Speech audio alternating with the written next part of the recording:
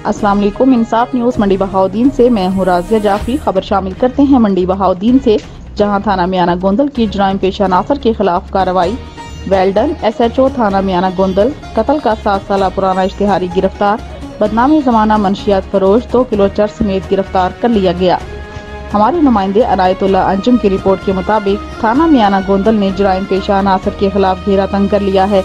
SHO Tariq Mahmood बड़ाइश ने अपनी team के हमरा, जिनमें SI मोहम्मद अमीर हम्बड़, अख्तर शहजाद, तनवीर अब्बास, कमर शहजाद, शाहिद इमरान, मोहसन शाह, कत्ल का इश्तिहारी साहबदाद और साहबी साकन पढ़ाना लोग रेडका को कार्रवाई करते हुए गिरफ्तार कर लिया। मुलजिम ने 2013 में जमीन के तनाजा पर फायरिंग करके मोहम्मद एजाज गोंदल को कत्ल कर दिया था, जबकि दूसरी कार्रवाई में बदनामी जमाना मंशियात फरोश सरफराज अहमद, बल्द मोहम्मद हयात, मुस्लिम शेख, साकन छावनी बलोचा धेरा जिला सरगोदा के कब्जा से 2 किलो चर्स बरामद करके 9C का मुकदमा दर्ज कर लिया है। कैमरामैन मोहम्मद अरशद के साथ रिपोर्ट अनायतुल्लाह अंजुम, मलकवाल।